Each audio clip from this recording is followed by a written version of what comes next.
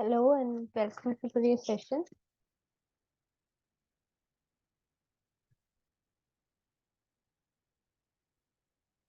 Hello. Hello.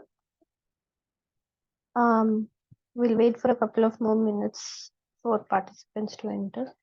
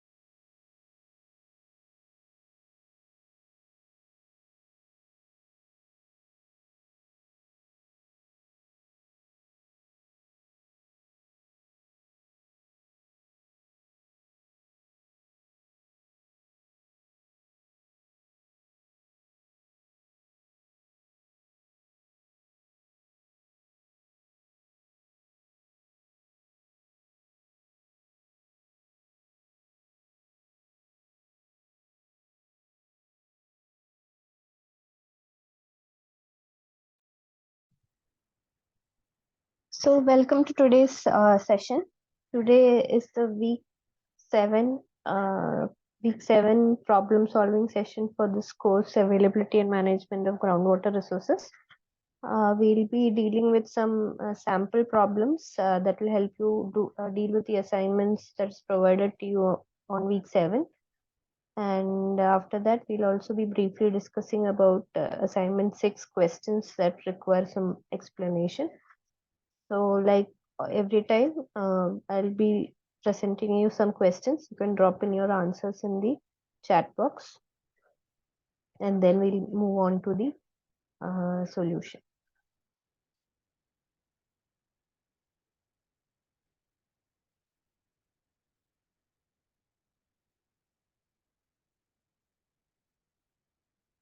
Okay, so this week's lecture covered topics on the estimation of subsurface runoff, types of wells, and well hydraulics.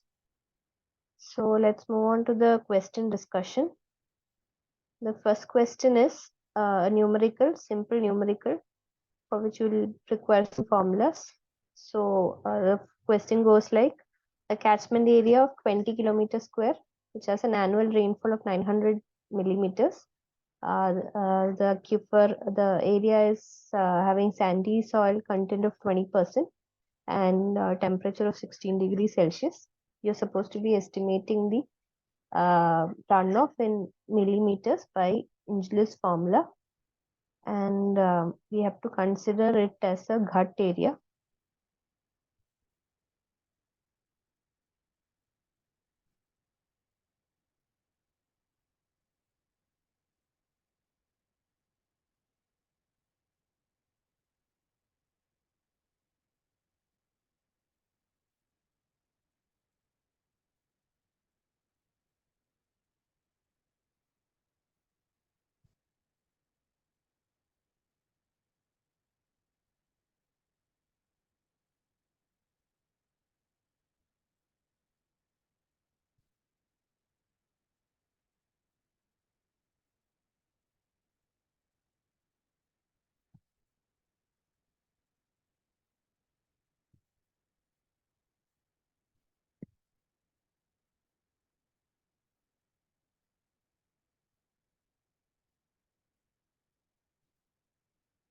Okay, so moving on to the solution. Let's see what runoff is and what are the different empirical formulas available for estimating runoff. So runoff is that part of the water after precipitation that will fall on the land and it will flow over the land into water bodies. So this runoff can be estimated using various empirical formulas. Some of the empirical formulas are the ones given by Barlow, Inglis, Khosla and Lacey's. So Barlow's formula goes like this, where runoff is equal to K into P, where runoff is in millimeters, rainfall is also in millimeters. K is the runoff coefficient, which is generally taken as 0.2. But again, depending on the type of catchment, there are different values that are provided. So if there is a problem relating to you using the Barlow's formula, the value of runoff coefficient will be given. If it isn't given, then you can take 0.2 as the default value. So this is how the runoff is calculated. We should be also careful about the units since it's an empirical formula. The units have to be according to what they have provided. So runoff is in millimeters, rainfall is also in millimeters, and K is the runoff coefficient. Now the next formula is Inglis's formula. This is what our question is based on. Now you can see here they had asked us to consider it as gut area. So that is because for the calculation of runoff, R is using, the formula used for a non-gut area and a gut area are two different formulas. So for gut area, it is P into P minus 177.8 by 2540. You will have to learn this formula. And if it is a non-gut area, it is 0.85 P minus 304.8. Now both the values are in mm, where P is again the rainfall, R is the runoff. So if you have the rainfall value, we can calculate the runoff. Except in Angelus's formula, it's two different values, two different formulas for non-gut area and gut area. And there's the Khosla's formula, which is as shown over here. Again, all the values are mm. Here, instead of considering the runoff coefficient as seen in Barlow's formula, it is the temperature, annual temperature that is considered, which should be in degrees Celsius. So using this formula, Angelus's formula, the second one, P into P minus 177.8 by 2540, we can compute the runoff required. This is the Lacey's formula. In Lacey's formula, again, runoff and precipitation are in centimeter unit, whereas in the earlier ones, it was all in millimeters. So here, but the formula, the value has to be input in the form of centimeter. S is the catchment factor and F is the monsoon duration factor. Again, all these factors have values which will be provided in case the problem comes on this. So for our question, they have asked us to solve this problem using the Angelus's formula, considering it as a gut area. So the formula is P into P minus 177.8 by 2540. We have the rainfall value as 900 mm, no unit conversion required. So directly substituting the value in this formula, you will get the answer is 255.9, which is option B. So the correct answer for this question will be option B. So this was the first question. Moving on to the second question. Again, a problem. A 30 centimeter well is completely penetrating an unconfined aquifer of saturated depth 40 meter. After a long period of pumping at a steady rate of 1,500 liters per minute, the drawdown in two observation wells, 25 and 75 meters from the pumping well, were found to be 3.5 and 2 meter respectively. Determine the permeability in meter per second of the aquifer.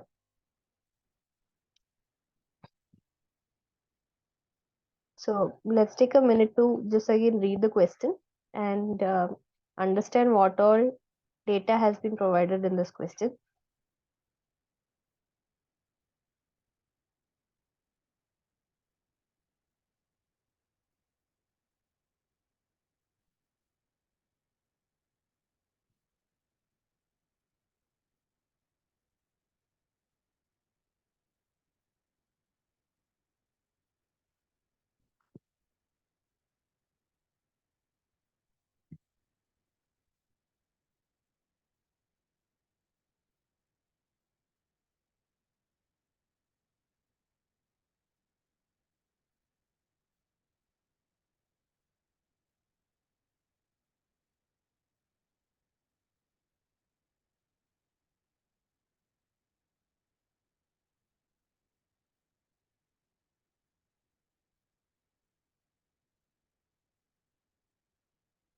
Okay, so let's go through the data.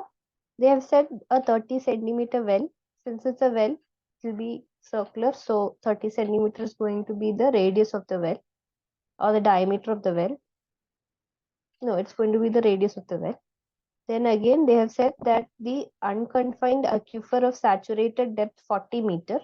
So that gives us the idea about the thickness of the aquifer. Now they have given after a long period of pumping at steady rate. So they have given us the pumping rate, that is at what rate is water is being pumped out, which is given as 1500 liters per minute. Focus on the unit again. Then they have said that the drawdown in two observation wells, 25 and 75 meter from the pumping well, were found to be 3.5 and 2 meter. So this is a lot of information in this two lines. So they have said that from this 30 centimeter well at a distance of 25 and 75 meters, there are two wells. That is from the center of this well they are talking about here. There are again two wells which are at a distance of 25 and 75 meters respectively. And they have also given the data that at in this well which is at 25 meter, when water is being pumped out from the main well, the drawdown here is 3.5 meter and the drawdown in the well that is 75 meters away is 2 meter. So there are a couple of new terms that we hadn't looked in the previous problem solving sessions uh, called the drawdown uh, at two observation wells. So let's see what all of these are before we go into figuring out how to solve this problem. So drawdown is nothing but, I hope this image is clear. When water is being pumped out from a well, what happens is the water from this water table will start going, it will start recharging the well when there will be some water in this well. This well water will be pumped out. What happens is in order to replace that water, the water from the water table will go back into this well. So that time the water path followed will be this sort of a radial curve. It will be like a whirlpool. When you're taking out water from the center, water from all the surrounding water table will come into the well. So this is how the water movement will be, and this curve, that these black lines over here you see are called the drawdown curves. So this process is basically what they are meaning when they say drawdown. Now when we look in terms of the problem, the well is driven into this unconfined aquifer. They have given us that the pumping rate, that is the rate at which water is being pumped out of the well, is Q. So a drawdown will happen, and when drawdown happens, it will follow this drawdown curve. It is in this way that water is coming from the water table. So here they have given this drawdown curve. The distance of the drawdown curve or this point from the initial water table is what is called the drawdown distance, and it is depicted in terms of S.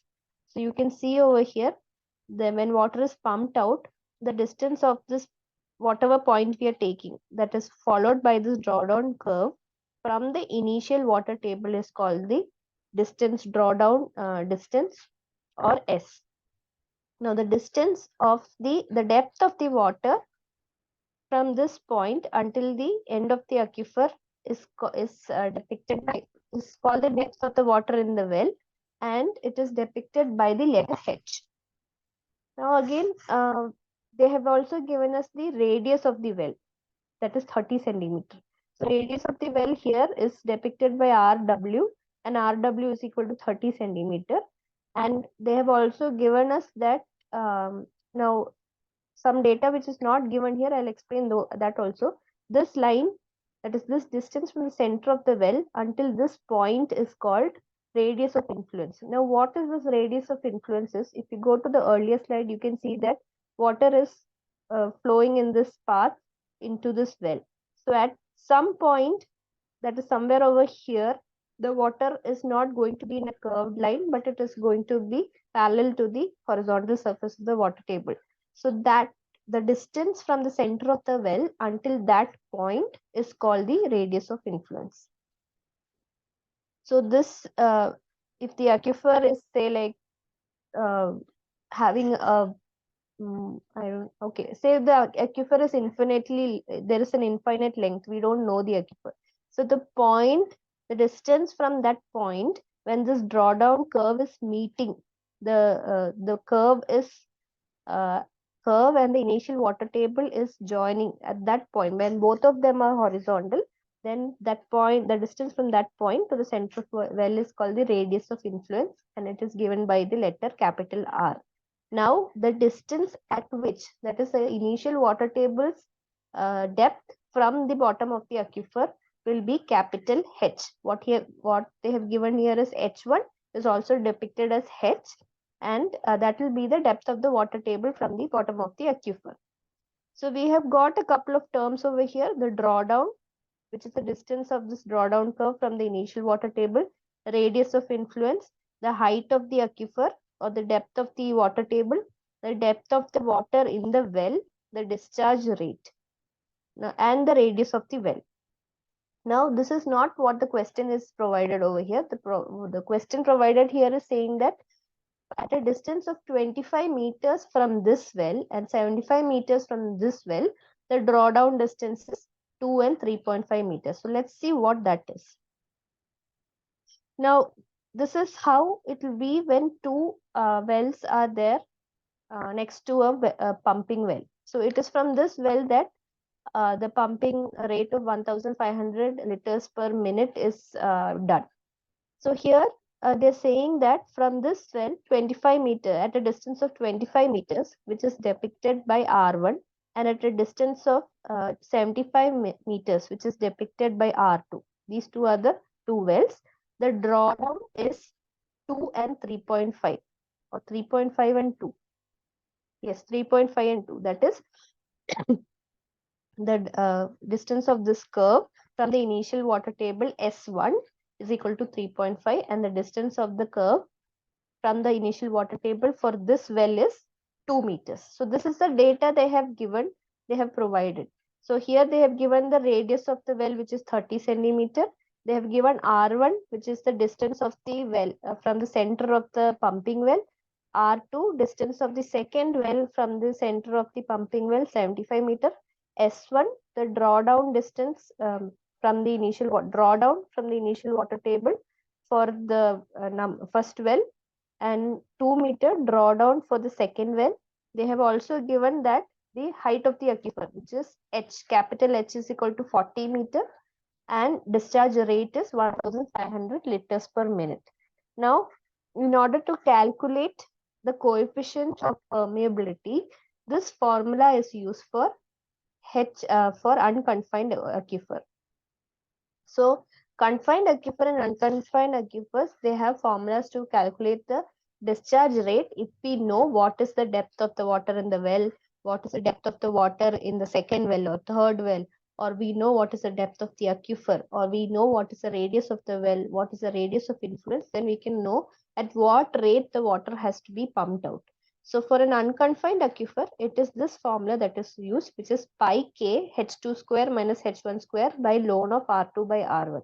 Here k is coefficient of permeability, h2 is the distance of the drawdown curve from the distance of the bottom of the aquifer until the drawdown curve. H1 is the distance from the bottom of the aquifer until the drawdown curve. R2 is the distance from the center of the well to the second well, and R1 is the distance from the center of the well to the first well. So all of this data we have. So by substituting and taking care of the units. Now here Q is given in terms of liters per minute, and our answer is supposed to be in meters per second. They've asked to find out the value of K. The units of K are in terms of the velocity of unit, which is in the order meter per second or centimeter per second or whatever. So meters per second is what they have asked the solution for. So now we have the value Q. So Q we can substitute over here. Q is 1500. When you convert it into meter cube per second, because it is in liters per minute. We'll convert it into meter cube per second. We will get it as 0.025 meter cube per second. Simple arithmetic, multiplied by divided by 1000 and divided by 60 in order to get it in seconds. So we are getting 0.025 meter cube per second. Now here we don't have H2 value. We have only S1 and S2 value. So in order to get H2, what we do is this whole distance, that is the depth of the aquifer minus this distance, will give us H1, and the total distance from here, that is the initial water table till from the bottom of the aquifer. If you minus this entire distance, if you minus S2 from this entire distance, you will get H2. So by doing that, we can find out that H2 is equal to 38 meters and H1 is equal to 36.5 meter. There is also a formula where you can use pi k into S1 square minus S2 square. But again, if this is easier, then you can do this. Now again, this is a matter of direct substitution. We have R1, R2 value, we have Q value. We just now found out H2 and H1 value. Substituting it in the equation and arranging the terms here and left hand terms in the right hand position, we can find K is equal to Q into ln of R2 by R1 by pi into H2 square minus H1 square. Direct substitution by putting in the input data into this formula, you will get the answer as 7.827 into 10 to the power 5 minus 5 meters per second. So this is how you do a drawdown problem. And here the answer is option A, 823 into 10 to the power minus 5. So the correct answer is option A for this question. So this is one very important problem that has got high probability of being asked for a lot of exams, not only this exam, but in GATE exams also. This is a very common question asked. So yes, moving to the next question. An open well is called a shallow well when dash. When is an open well called a shallow well?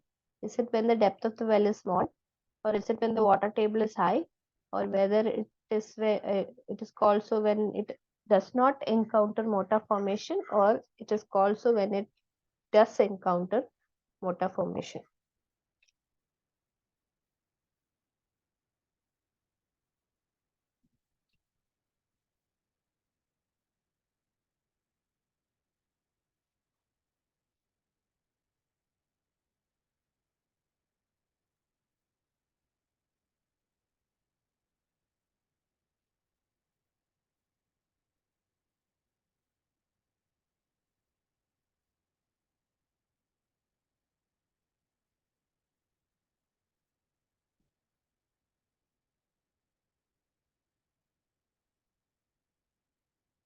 Okay, so basically wells are nothing but vertical structures that are dug into the ground so that we can obtain the groundwater onto the surface. So we can utilize the groundwater by constructing wells.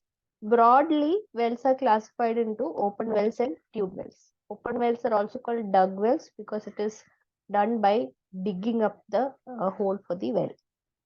Now, open wells are large in diameter. Their diameter will be large in the range of 1 to 10 meter, and its depth is generally between 2 to 20 meter. And because the area is, the diameter is also large, the discharge, the rate with which water comes falling into this well will be very less. So discharges are only around 20 meter cube per hour, and like they have said here, it is constructed by digging, and you'll put in concrete rings in the on the top of it, and then as you go down to the bottom of the well, water will be seeping into the well through the strata. Now open wells are classified into two types: shallow open wells and deep open wells. Now shallow open wells are one major important thing that you have to consider while looking at the classification of these open wells as shallow and deep.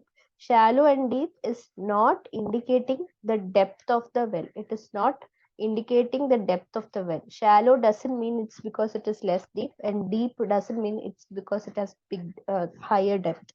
So shallow well is when this open well is obtaining its water bearing strata, which is when it is resting in the water bearing strata, then it is called shallow open well.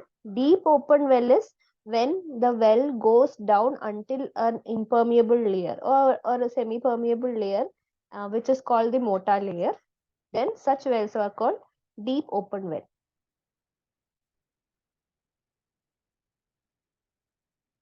So this will help you understand what it is in a more better way. So this you see here is a shallow open well. So shallow open well, you can see that it is resting within the pervious strata that is consisting of the water, the water bearing strata only this shallow well will be resting in. But when it comes to a deep open well, it will be resting on a layer called the mortar layer, which is an impermeable layer, and below that maybe you will be having water, but the bottom of the well is going to be resting on a impervious layer.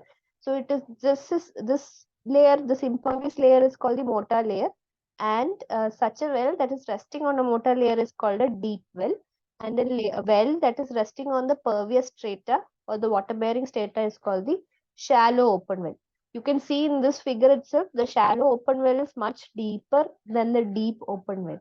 So that is why I said a shallow well doesn't mean that its depth is very shallow, and deep well doesn't mean that its depth is very high. It is based on where it is resting that you say it's a shallow open well or a deep open well. So here the question was, an open well is called a shallow well when it does not encounter the mortar formation, not when the depth of the well is small. That is the wrong answer. Not when the water table is high, but when it does not encounter a mortar formation, you call it a shallow well. If it finds its foundation on a mortar layer, then it is called a deep open well. So that was about wells, open wells and its classification. Now question 4, if the intensity of the rain is increasing, will the runoff increases rapidly? Is the statement true or false? Pretty direct question.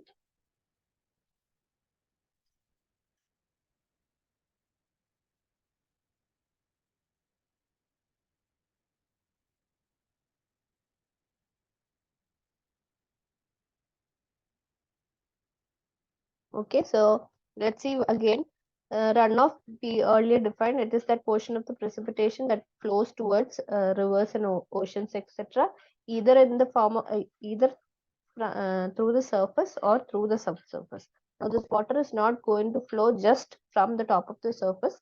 It will penetrate into the soil, and from beneath the soil also, it will go and make its way towards rivers and oceans. That time, it is called subsurface runoff. When it is flowing from on the top of the surface, it is called surface runoff. Now, what happens when precipitation occurs? When precipitation is occurring with a certain rate, that is, say, when it is occurring with 5 at a rate of 5 centimeter per uh, 5 centimeter per hour. So in 1 hour, there is 5 centimeters of rainfall that can be obtained.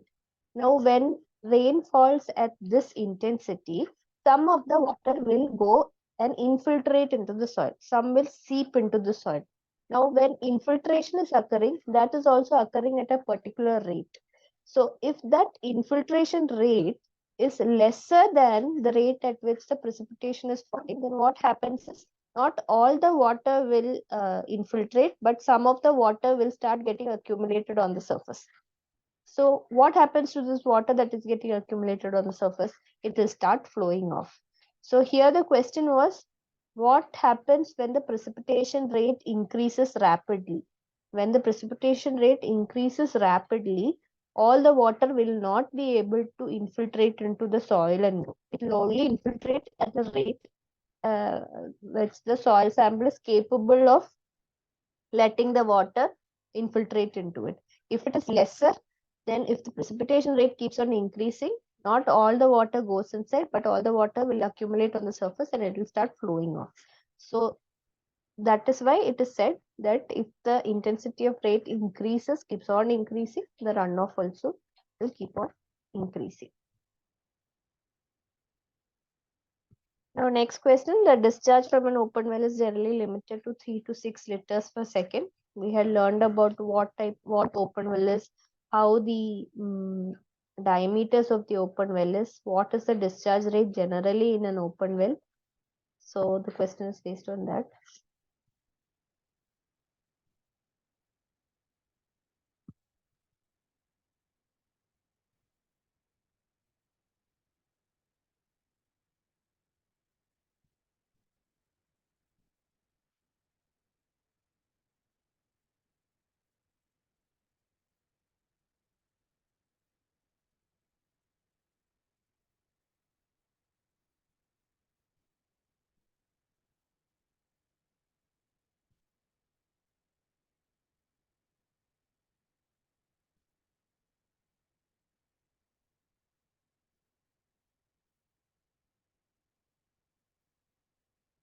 Okay. So the correct answer is, it's true. The discharge from an open well is generally limited to 3 to 6 liters per second. So in the earlier sites, we had seen that the discharge of an open well is of the rate uh, 20 meter cube per hour. So that value itself, when you convert it to liters per second, you will get around 5.5 liters per second. So the fact that it is lying between 3 to 6 liters per second is true. So maybe this would be an important takeaway point from this question. It's 3 to 6 liters per second or 20 meter cube per hour. That is generally the rate of discharge into an open well.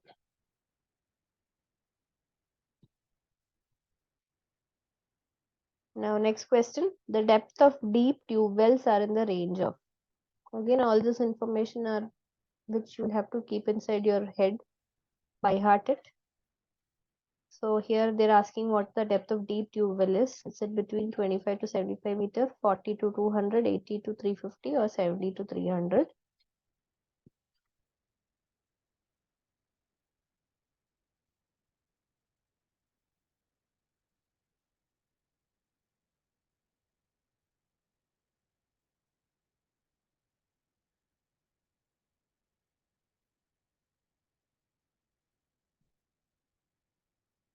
So we learned about, we looked into what open wells are, what are the classification of open well, what is generally the diameter of an open well, what is the discharge of an open well.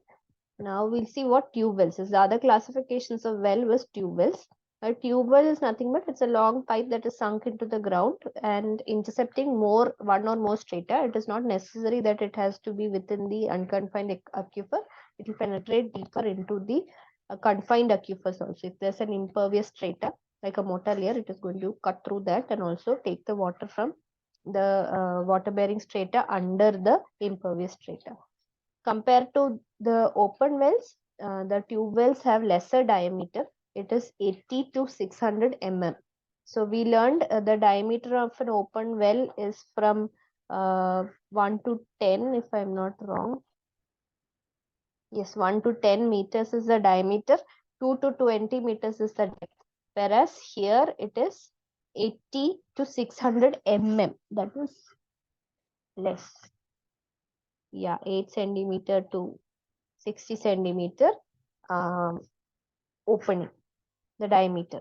Now, tube wells like open wells are also classified into two: shallow tube wells and deep tube wells. This classification in tube well is based on the depth. When the depth of the tube well is less, like limited to 30 meters, then it is called shallow tube well. When the depth of the tube well is very high, it is going up to 600 meters and all, then it is called deep tube wells. In case of open well, the shallow and deep words have nothing to do with the depth, but in case of tube wells, it stays. Shallow tube wells means its depth is around 30 meters. Deep tube well is when its depth goes up to 600 meters and all. And here again, the discharge is also less for a shallow tube well. Deep tube wells will have higher discharge. So here they had asked about what is generally the depth of deep tube wells, here it's around 600, it goes to around 600 meters, but that is not something that will help us in this question. So let's see further. This is a pictorial representation of the shallow tube well and the deep tube well. You can see shallow tube well is, the depth is shallow. Deep tube well is going very, very deep. And the speciality of these tube wells is they will have strainers at the bottom of it to block the soil particles that might can enter into this, because the discharge rate, the rate at which the water is entering into this tube well will be higher, because the size is smaller. So we have to keep strainers in order to block, in order to only allow the water to come inside instead of soil particles. So here in this, they have given the deep tube wells are as deep as 70 to 300 meters. So the answer would be that. Here they have also said that it yields 200 to 220 liters per second. Generally, average yield. If you're being asked about the yield of a tube well, it is 40 to 45 liters per second. But again, if they specify on deep tube wells, the depth is extending from 70 to 300 meters and the discharge from 200 to 220 liters per second. So I would again suggest, this is just for making you understand, I would suggest to stick on to the lecture notes, which is giving us some values based on which the questions will be asked. So deep tube wells are 70 to 300 meters in depth. So the correct answer for this question would be option D, 70 to 300 meters. Now, question 7. What is the diameter of driven wells in the range of? We checked into what is open wells, what is shallow open well, deep open well, tube wells, shallow and deep tube wells. Now, this is another category of wells called driven wells. If what is asked is the diameter of driven wells.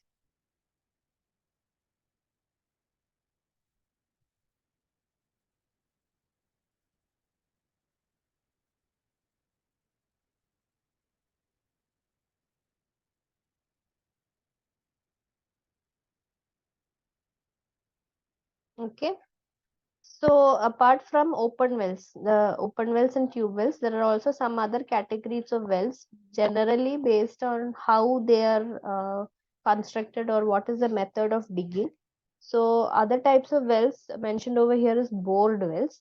Bored well is nothing but it is a well which is made for shallow depths, where you can get water from shallow depths by either hand augers or power driven augers. We are going to bore the hole, and then these holes are going to be kept with a casing, and such wells are called bored wells. So then other type of well which is also asked in a question is driven well. In driven well, what happens is a seriously connected pipes will be driven by giving some kind of impact into the soil. So heavy impact will be provided into the series of pipes, and it will be driven into this soil aquifer medium. Here they are mentioning about the properties. The diameter is ranging from 3 to 10 centimeters, which is the question asked. Depth is always less than 15 meters. Some might exceed up to 20 meters. So these are the features of a driven well. It is the method which is used to create that well. Jetted wells is again nothing but it is constructed by driving jets of water downward direction. When jets of water are used for creating that well, then it is called jetted well. You can see some pictures over here. Here this is a picture of driven well. See, there's a series of pipes which are actually hammered into this water bearing strata. In case of jetted wells, again jetting method is used to drive this hole for the well. And in case of bored wells, hand augers or power augers are used to create the vertical hole for the well. So correct answer is option A over here, 3 to 10 centimeters. Again, you need to keep all this details of the wells in your mind. Next question, open well has a big diameter than tube well. why does an open well have a big diameter than a tube well? Is it because open well has to irrigate more area, or is it because the water contribution to the well is natural, so the percolation area has to be more, or is it because storage of water has to be made before irrigation is done?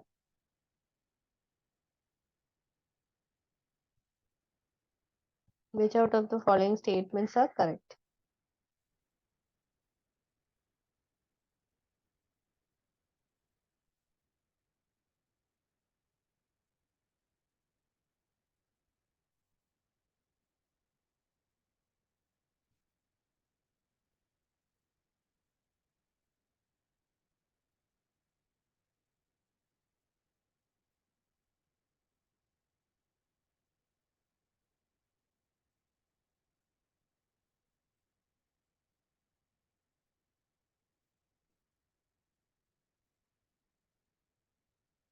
Okay.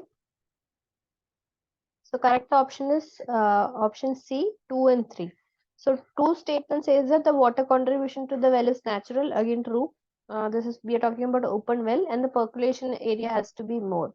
Again, since the discharge rate with which water is falling into this well, this open well has a big diameter. So the discharge rate with which the water will come into this is less, and this area has to be more. So if the area has to be more, we are providing a huge area for this water to percolate and get stored. So it is why the open well has to have a big diameter. The discharge into this well is generally very less. So in order to collect more water, we'll have to increase the area. You can also go back to the formula Q is equal to A into V. If the discharge is less, or say the velocity with which water is entering is less, in order to improve the discharge, we'll have to increase the area. So it is for that that it will have to have a bigger diameter.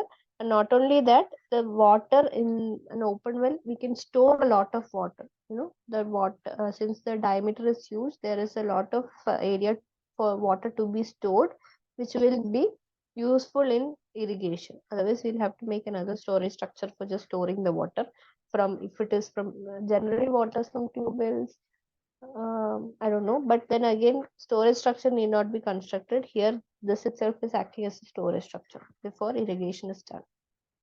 So statements 2 and 3 is correct. Open well has to irrigate more area is not a very correct statement.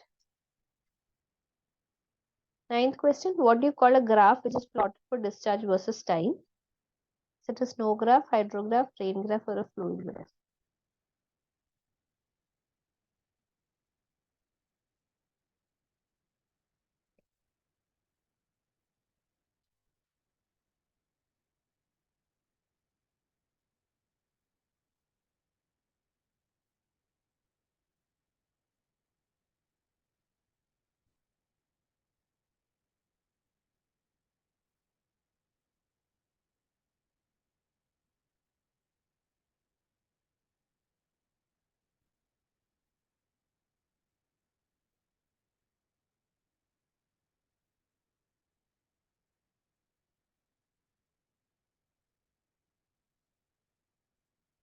Okay.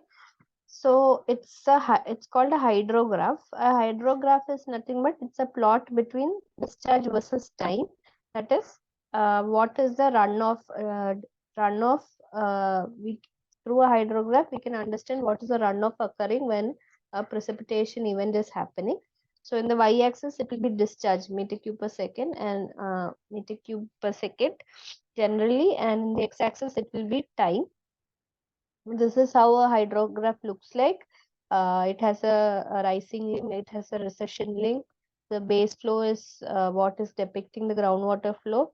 And by calculating this area, we will know how much of water is going as runoff. So the graph which is plotted for discharge versus time is called a hydrograph.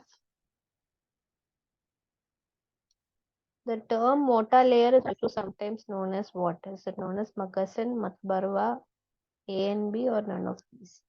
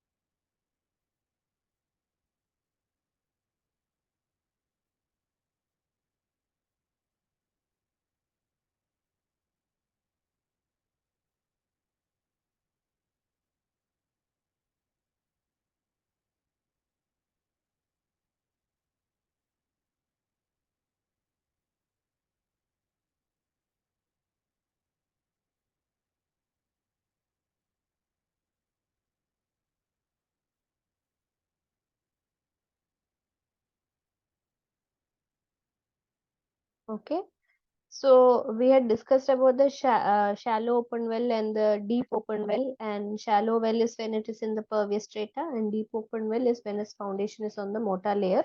This mortar layer has also got the name mat barwa or magasan, which is nothing but one impervious layer. This is cemented layers of clay, cemented sand, and kankar or any other hard materials. So the other names for mortar layer is mat barwa or magasan. So that was a 10th question. Option C is the right answer. Magas and Matwarwa both are the names of mortar layer. Now again, this is a numerical. A well of diameter 20 centimeter is fully penetrating a confined aquifer after pumping at a rate of 2720 liters per minute. The observation of drawdown taken at 10 meters and 100 meters from the center of the well are 3 meters and 0.5 meters.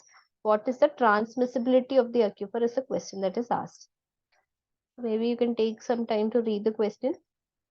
Again, similar to the first or second question that we did. Here again, they've given the diameter of the, careful, it's the diameter of the well they have given.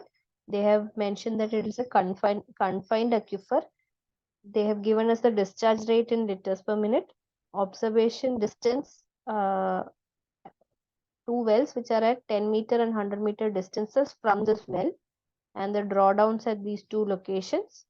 We are supposed to find the transmissibility of the aquifer. So take some time to read the question and register the data and analyze what is data, or look into what the data provided here are.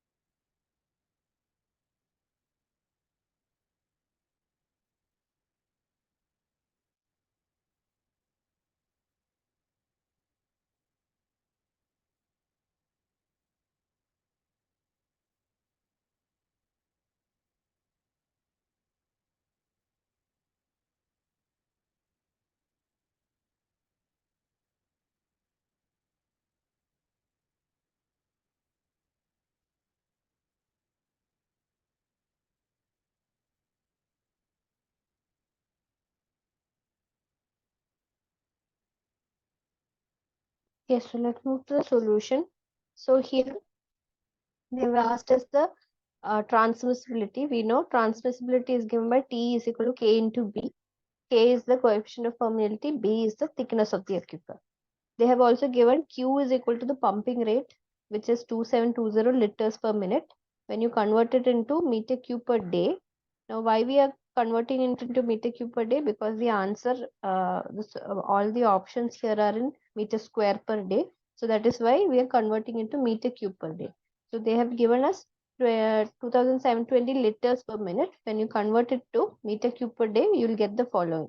Multiplying it by 10 to the power minus d, 24 into 60 meter cube per day equal to 3916.8 meter cube per day.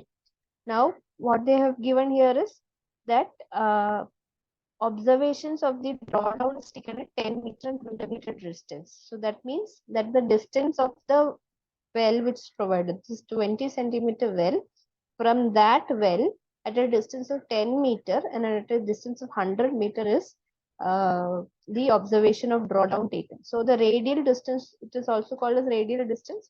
R1 is equal to 10 meter, R2 is equal to 100 meter. And they have said that at R1, that is at 10 meter, the drawdown is 3 meter. And at 100 meter distance, the drawdown is 0.5 meter. Now, this is for a confined aquifer. And for a confined aquifer, unlike the question that we discussed earlier, the equation to calculate the discharge is in this form. 2 pi kb into h minus h by log of r by r, or 2 pi kb into h2 minus h1 by log of r2 by r1. Here you see h means it is the total depth of the aquifer, and this r is the radius of influence.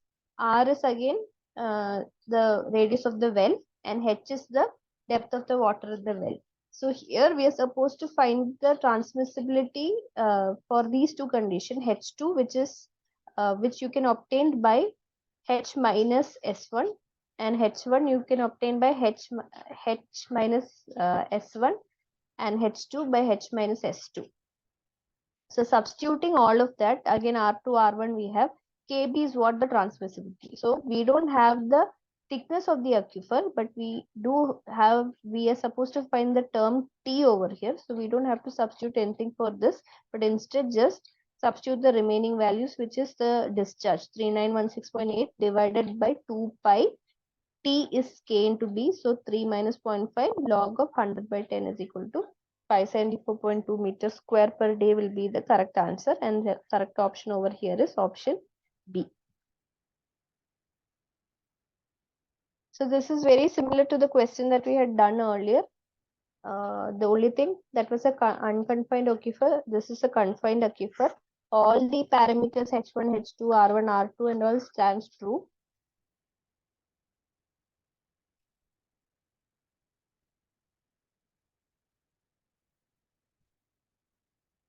So here, yes, the steady flow when it comes to confined aquifer, it is this formula that you're using for finding out the discharge by Dupit's equation, and Thiem's equation is what is giving us the value for H1 and H2 observation well. Like I said, if the drawdown value is given, you can directly use this equation 2 pi t into S1 minus S1 minus S2. It is not S2 minus S1 minus S1. So S1 minus S2 by ln of R2 by R1. This is for confined aquifers.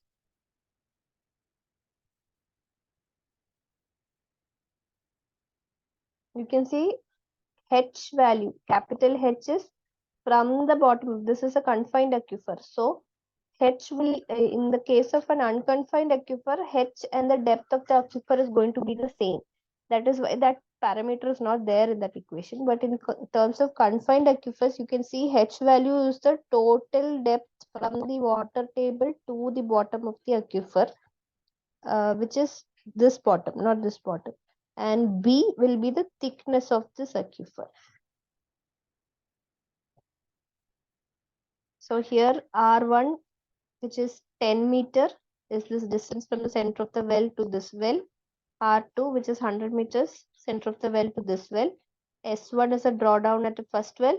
S2 is the drawdown at the second well. It's pretty clear, this diagram, so please do refer for further clarification. Again, for unconfined aquifer, this is how the equation is when it is H1 and H2. And this is how the equation is when, according to Dupit's theorem, when you're using the total height of the water table. Next question. What is for a steady flow to a fully penetrating well in a confined aquifer, the drawdowns at radial distance of R1 and R2 from the well have been measured as S1 and S2 for a pumping rate of Q. Then the transmissibility of the aquifer is equal to, they've asked us a formula, no values. Which out of the following gives us the formula for the for computing the transmissibility. We just now did the problem, so it's pretty easy to obtain this. Again, confined aquifer for a radial distance of R1 and R2, S1 and S2 are the drawdown. So what will be the transmissibility is again the question.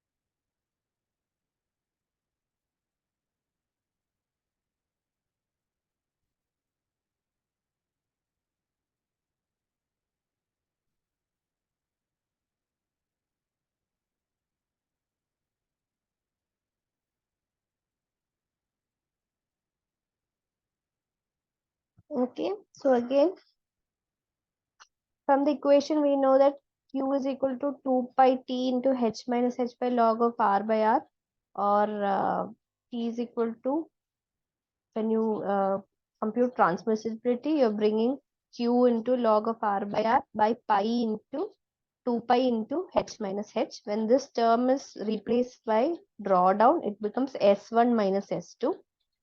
So the correct answer is T Q log R2 by R1 by 2 pi S1 minus S2. So the correct answer would be option A.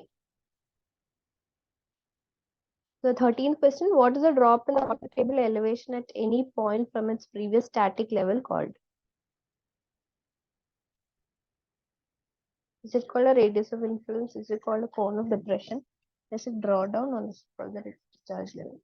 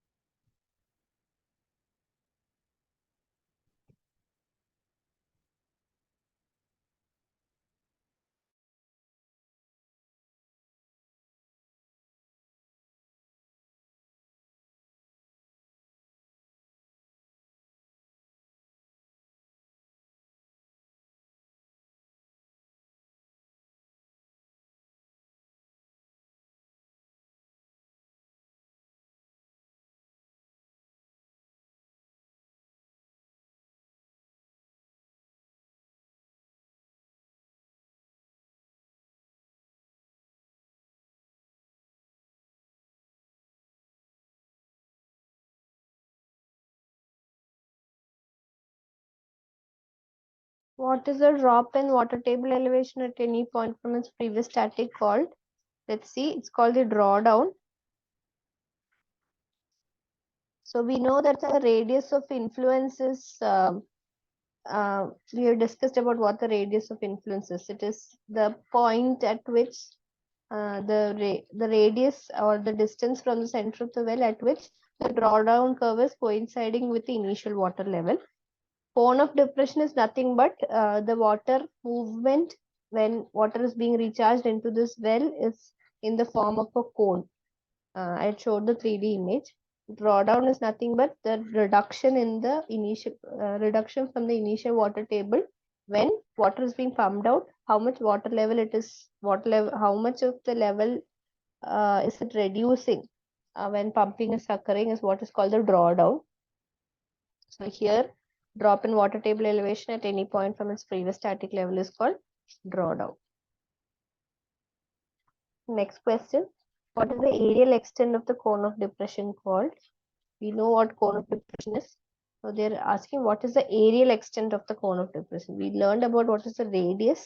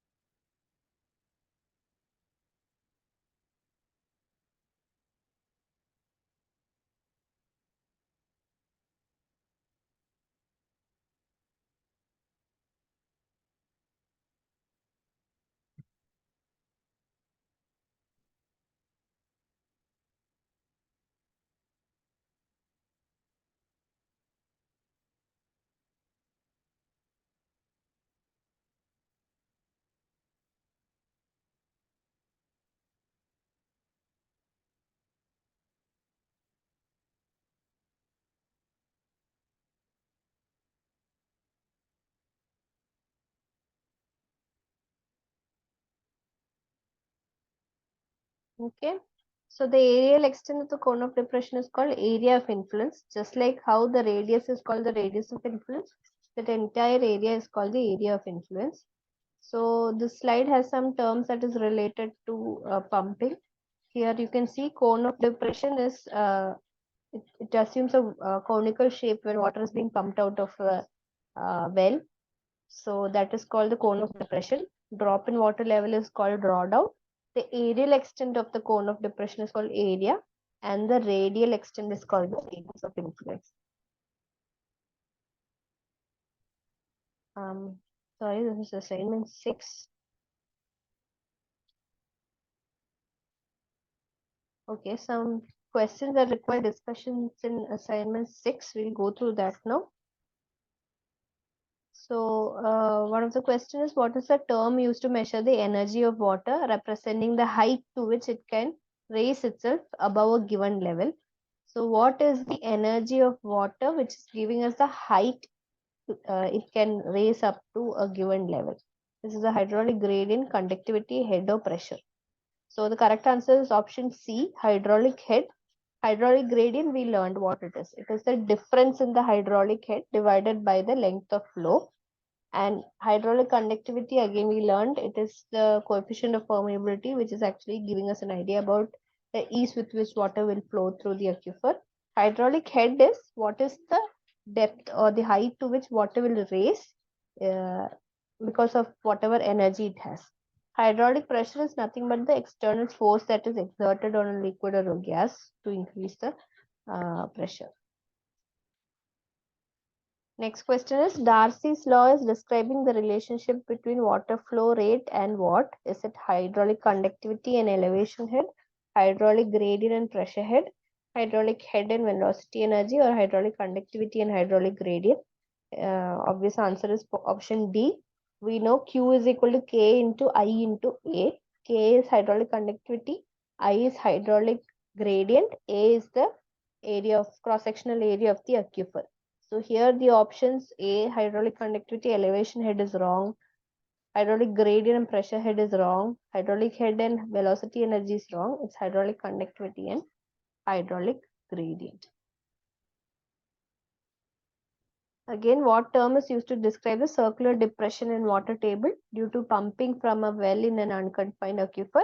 We looked at a lot of questions now. It is called the cone of depression. So the circular depression in happening in water table when pumping is occurring is called the cone of depression. The aerial extent of the cone of depression is called this aerial extent of this cone of depression.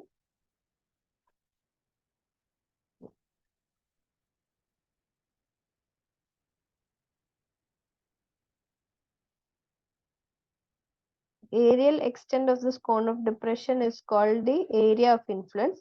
Radial extent, the radius up to which this cone of depression is extended is called the radius of influence. So option B, cone of depression is the correct answer. A well is pumped at a constant rate from an unconfined aquifer and the drawdown is monitored over time. During this process, it is observed that the drawdown curve is approaching a constant position with respect to time. What can be inferred from this observation? So they are saying that a well is being pumped at a constant rate. Drawdown after a while is reaching a constant level with respect to time. That is, even though there is discharge happening, the drawdown curve is not, the distance drawdown level is not changing in the well. So what does this observation infer? So here is it because the pumping rate is too high leading to unstable flow condition, which can't happen because they have clearly mentioned that the well is pumped at a constant rate. Hydraulic gradient is decreasing over time, causing drawdown to stabilize. Hydraulic gradient is nothing but the change in the head divided by the length. Here, both of them are not changing. They have said that it has reached a constant position. Aquifer is homogeneous with uniform permeability. That means the aquifer has got homogenic material. All of the aquifer material is exhibiting same properties and uniform permeability. Obviously, permeability is a property of this aquifer. So, if the aquifer is homogeneous, the properties of the material also will be same. So, the option C will be the right answer. Flow is turbulent, causing the drawdown to reach a steady state is not the correct answer. There's no turbulent flow here. Pretty much, or the well is being pumped at a constant rate, so it's a steady flow. There's no turbulence over here. So you can see over here this these two equations, the Dippett's equations and theme equation, is again like how we saw that it's based on certain assumptions that Darcy's law has been created. The same way, the steady flow equations are for steady flow in confined and unconfined aquifer. So in here, they are clearly mentioning that the aquifer material has to be homogeneous and isotropic medium. So all the properties are going to be the same throughout the aquifer medium. So they have also said that steady flow, what happens in steady flow is the change in H or the change in S with respect to time is zero.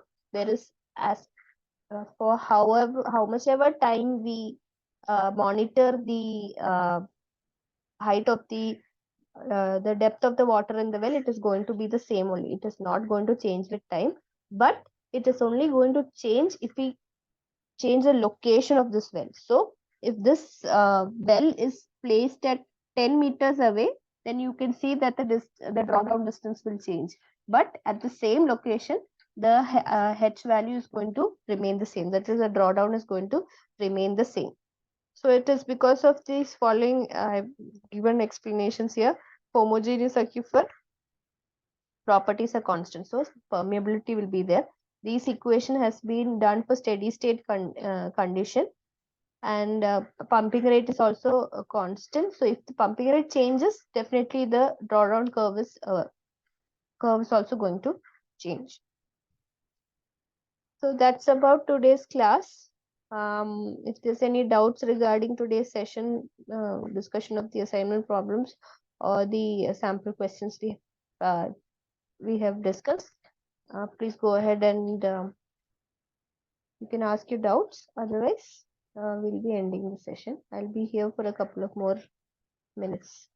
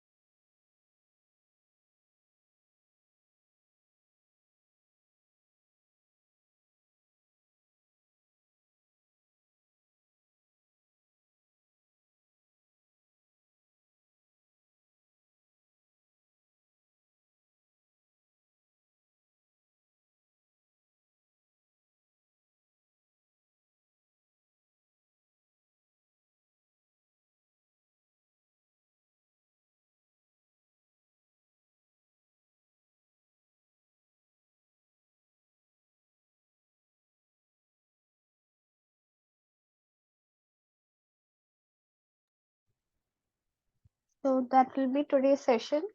Um, Thank you for attending the session and see you next week. All of you have a great weekend. Thank you and bye bye.